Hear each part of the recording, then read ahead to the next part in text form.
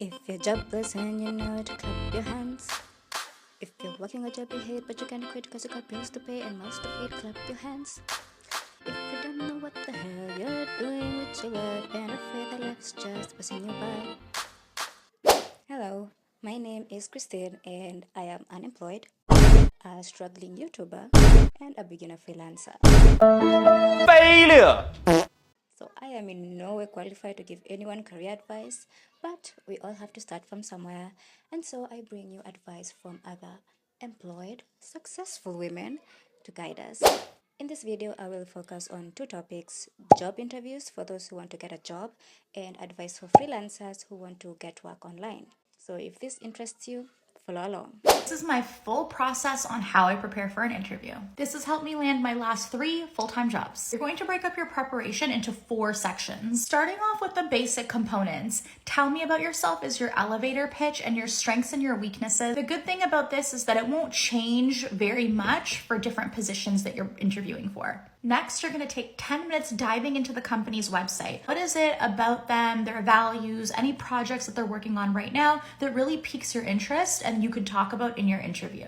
Then you want to prepare your answer for why you want to work. Whether they ask you that or not, you're going to want to find a way to weave it in. I had a hiring manager tell me once after the fact that if the candidate hasn't shown that they've done the research on the company, then they clearly don't want the job. Don't be that person. Then you're going to prepare your answers for situational questions. This is the part that trips up a lot of people, so it's better to over prepare. Maybe have about 5 examples. Make sure the examples you're preparing align directly with the skills required for the position. Your format is going to be problem, process, impact. If you need more help with this, my Hero Bank is linked in my bio. Lastly, you're going to prepare 2 to 3 thoughtful questions that you can ask at the end of your interview. Candidates who stand out are the ones that are going to be able to tie in new information they received from the interviewers during the interview into the question. For example, you mentioned earlier in the interview that XYZ is a huge priority right now. How does this affect the other projects and programs that the team currently works on? And if you have a panel interview with multiple people, make sure you have 1 question prepared for each person. This is a really good trick because when they're debriefing on who they want to pick, everyone is going to be able to remember you, not just the hiring manager. Okay, good luck, you got this. That last part gave me anxiety. I have never been in front of a panel before, sitting there and being judged by a bunch of people. I feel like I would fold. In my first interview, it was just the CEO and me, so it was easy to talk privately, and I didn't have to worry about embarrassing myself in front of a bunch of people. So I feel like this is a good starting point for you to prepare when you get that job interview so you don't fumble your words and embarrass yourself. As someone who used to be terrible at interviews, I had to learn like little hacks to help myself. Otherwise, I'd be unemployed forever. And one of those hacks I learned was to say these 3 magic words in my interviews. The first word is example. Anytime you're answering a technical or like role related question, give an example. So if the interviewer says something like, oh, do you have experience building financial models? You don't just say yes. You say yes. For example, when I was dealing with this scenario, I built this model, these were the results. If the interviewer starts talking about a tough client that the sales team just closed, jump in there and say, I have a great example of when I handled something like this. And then you tell your own story. Because by giving examples in your interviews, you make it harder for them to question your capability. Because you clearly did what you say you did. Because you clearly have the experience that they're looking for. And actually linked to that, the second word is actually experience. So as you're going through your interview, just reinforce as much as possible that you have the experience that they're looking for. So saying things like, through my experience, I learned that, my experience cuts across, as listed in your job description, I have the experience to do XYZ. Because look, you can try all the career coaching hacks. If you don't have the experience that the company is looking for, you're not going anywhere. So really reinforcing that experience helps the interviewer picture you in the role. And then the third word that I use is initiative, because companies love people who go like over and beyond. So if you've done anything on your own accord, no matter how little it was, make it clear that you took the initiative. Literally sprinkle it in your conversations. Like, when the senior associates were away, I took the initiative to, when I joined the company and I saw the process was a bit slow, of my own initiative, I developed. So I used my initiative, I approached my manager and we decided to, because no company wants a yes man all the time. So showing them that you took the initiative shows that you're resourceful. So this advice works for people who are already working, so they have experience in whatever industry they're in. But what if you don't have experience? She explained that you can do some volunteer work or internships.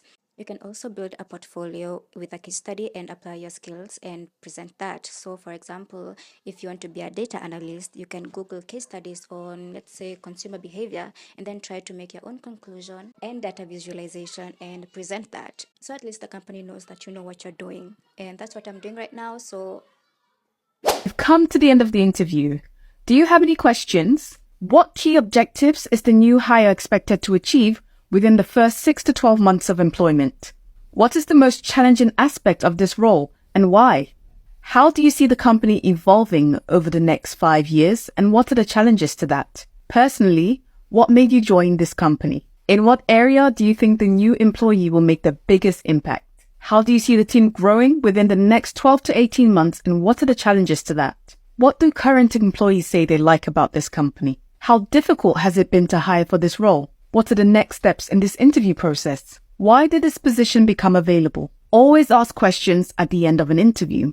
Ask questions about the role, the skills required to do the job, the team you may be working in, the company and company culture. Also, don't just ask questions at the end of an interview. You can ask questions throughout the interview. Make it a conversation. Order for more. she actually has a lot of videos like this which are super helpful, so go check her out if you want some more advice. And now part 2, freelancing, what I'm doing. Now, a lot of us want to work online and be our own bosses and work from home and don't really know where to start, so I hope this will help. Here are tips for new freelancers that I wish I had known when I started. My name is Rachel Peterson and I'm a social media strategist. I've made multiple millions as a freelancer, and these tips are going to save you a lot of heartache. There's so much bad advice in our industry, so let's go ahead and get into the tips. Number 1, don't niche down. Instead, specialize. Niching down is about who you serve. Specializing is about what you offer to the market. Number 2, do not undercharge or work for free, even if you're just beginning. Doctors don't give you a discount, even if you're the first patient they have ever worked on, even if it's a surgery. Charge your worth and you'll get more respect from day one. Tip 3, do not answer clients 24/7. You deserve to have a life and a business outside of each and every one of your clients. Create a rock-solid business by design that indicates when and where and how and why you will communicate with your client. Number 4, don't do out-of-scope work. Sometimes clients will like to just tack something on to see if you're willing to say yes and they can get that work for free. Instead, offer to refer them to someone who specializes in that or send them a proposal for what that would cost with you. Follow for more. If you still want to become a freelancer but you still don't know how, this is a 3-step process on how you can become one the beginner mega friendly way. First step is go to Google and search what is a freelancer, what does a freelancer do. Now, once you really understand what a freelancer do, what a freelancer is, you decide whether you want to become a freelancer. Now, if your answer is yes, then proceed to the second step. Go to any browser and search xperlio.com, create an account. Then this is important. Choose the type of freelancing that you want to do, whether you want to become a graphic designer, a social media manager, a writer, whatever. Here's what you're gonna get. No hidden charges, this is all for free. First, you're going to get experience. For example, if you're taking SMM, they're gonna give you a task where you have to create a social media post for a certain brand. Then you will be getting feedback from mentors like from Meta. Second of all, you will build your portfolio dito. After you finish your task, you're gonna take your output and paste them in your portfolio, and you're gonna label them passion projects. This is especially great if you're a newbie and wala ka pa talagang experience and wala ka pang malalagay dun sa mga past collaborations mo. You're gonna put these as passion projects. Third thing, you can network with employers, but I do value the first and second one more. Now, once your skills are enhanced, you're mentally ready and you're mentally prepared to market yourself as a freelancer, you start marketing. You choose a platform where you want to market yourself, whether it be Facebook, Twitter, TikTok. Just maybe focus on 1 or 2 platforms. Huwag mong kainin lahat. Then you're gonna start marketing yourself sa mga platforms na to, but make sure you are equipped with the right skills that, can actually cater to clients. Remember, the freelancing is more than this. This is a very big step that you can take to start your freelancing journey, which I recommend starting now because planning will get you nowhere. So just let me know if you have more questions about freelancing, and good luck on your journey.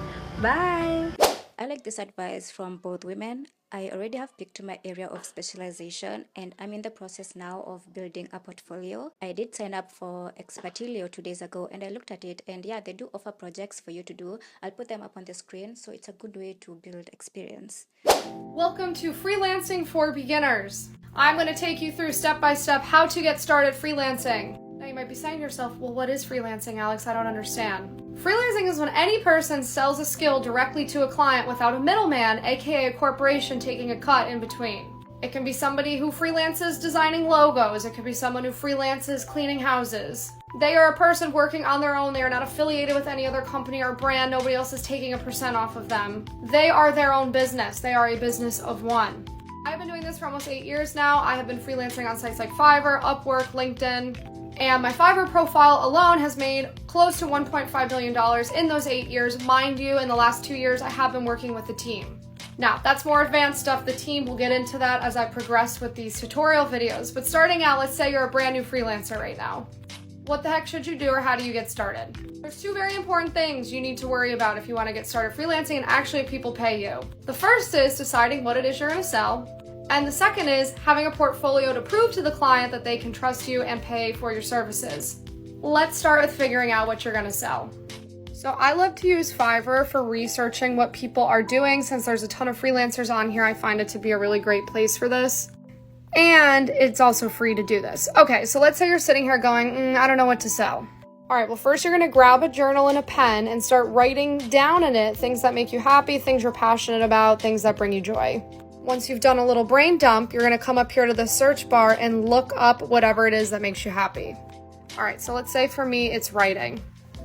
This is going to pull up the most popular gigs when you search that term, aka these are gigs that people have paid tons of money for over and over and over again. So you know it's something that's in demand in the market.